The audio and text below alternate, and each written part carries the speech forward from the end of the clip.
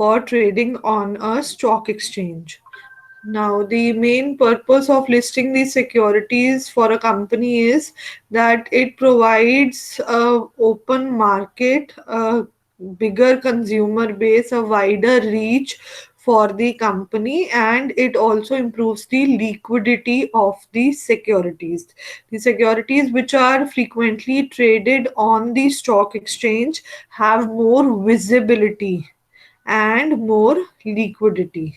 Now, a company which wants its securities to be listed has to go through a proper legal process, for which first it will offer the shares or the securities of the company for sale, and then it will approach the stock exchange it is desirous of listing the security, and then complete the legal process there.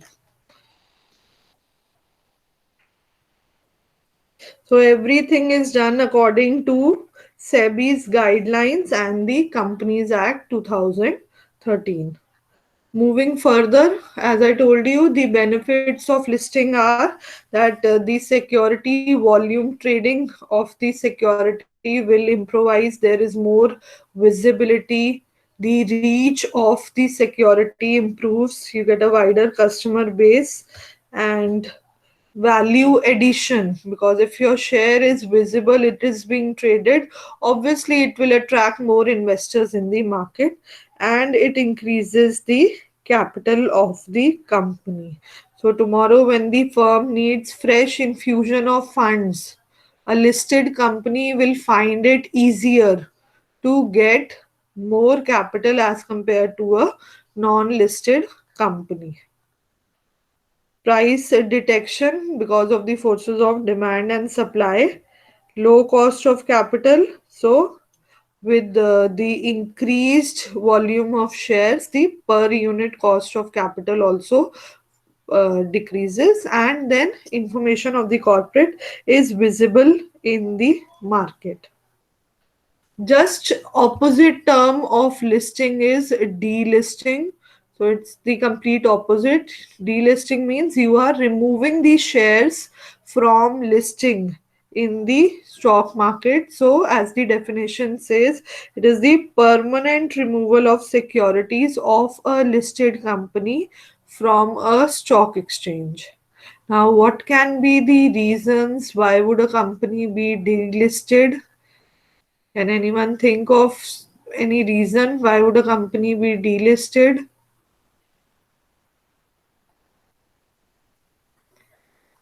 Yes, class.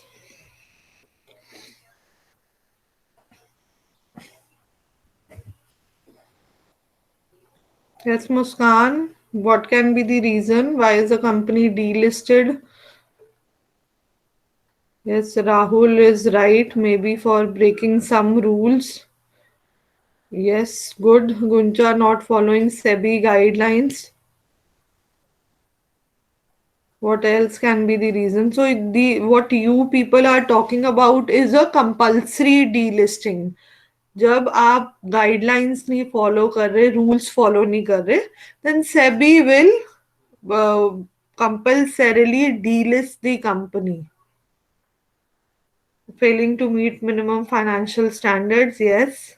You're entering into any practice which is opposed to the rules laid down by SEBI.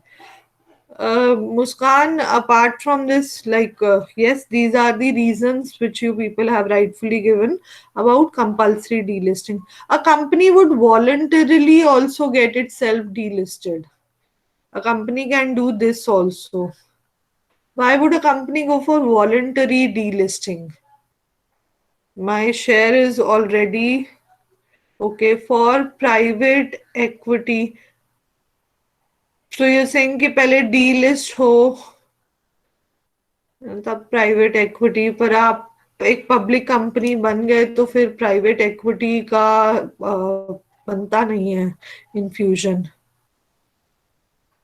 Okay, Yashvardhan, less government interference. Okay, yes, this can be one of the reasons कि say a company doesn't want कि इतने rules, इतनी continuous inspection हो, surveillance हो, so maybe yeah, that can be one of the reasons. Another reason class can be कि इतना response ही नहीं मिल रहा market से. जो वॉल्यूम है ऑफ ट्रेडिंग है वो बहुत लो है and company does not want to pay the fees of the stock exchange it finds it better to go for delisting of security.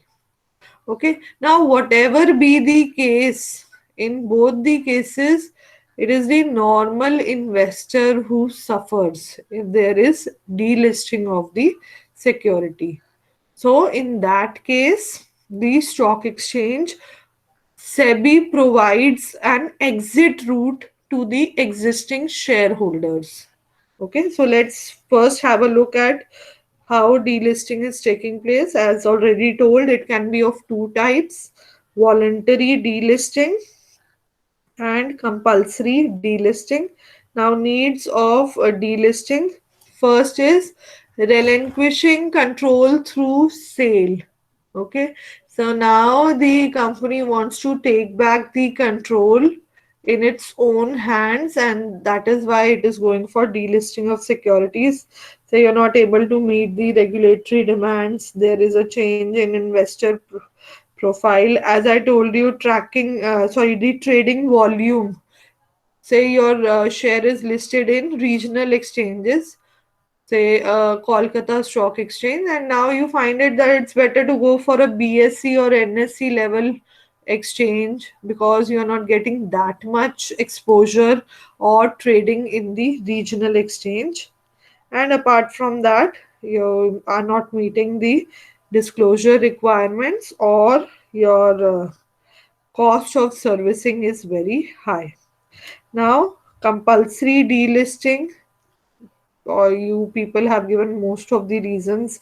Say, broadly speaking, it is when the firm is not meeting the requirements of the stock exchange or SEBI and is indulging in some malpractice which is violating SEBI rules. Then voluntary delisting, as we discussed, the listing fees is quite high. There is negligible trading. The company has become sick unit, or there is a merger or takeover of the company. It will be voluntarily delisted from the stock exchange. So, when does the company get a route for voluntary delisting? These are the conditions when a company can go for voluntary delisting. First point, as you can see, is that it should be listed for a period at least 3 years prior to taking the decision of delisting. Then it has to provide an exit route to the existing shareholders, and exit opportunity need not be given in cases where securities are listed in some other stock exchange. If you are totally exiting the secondary market, you need to give an exit opportunity to the investors, which means first you are giving an open offer under voluntary delisting. Open offer is simply the reverse book building process. Okay, so one thing is, पहले आपने reverse book building process adopt करा, bids मंगवाई, shareholders ने bids दी, at what rate they want to return back the shares to the company. Now, if there are still investors who have not participated in this reverse book building process, company 1 year तक window open रखती है जिसमें अब अगर कोई share holder आता है return करने को, तो जो एक्सेप्टेंस प्राइस था, जो प्राइस डिसाइड हुआ था रिवर्स बुक बिल्डिंग में बायबैक का प्राइस, उस प्राइस पर company will be ready to purchase the shares from that investor. So that is why it is known as an open offer, because it is open for at least a period of 1 year. For a small company, इतना effort नहीं करती management, फिर management खुद decide करती है exit price, and then that is conveyed to the shareholders who can come and return back electronically, obviously, return back the shares to the company. Now, this decision of what the exit price should be is taken by the company in consultation with the merchant banker. So, open offer, I have explained you what an offer is. There are certain rules with respect to open offer.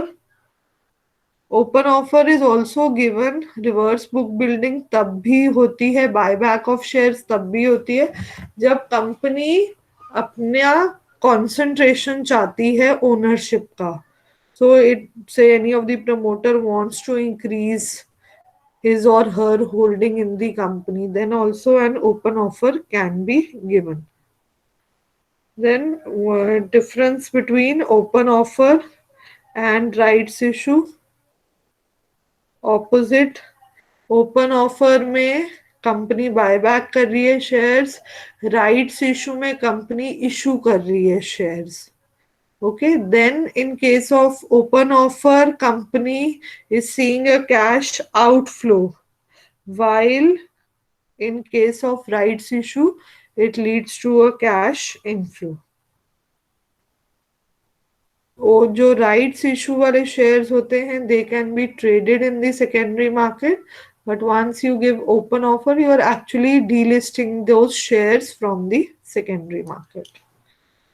Okay, so this was the last topic in the second unit.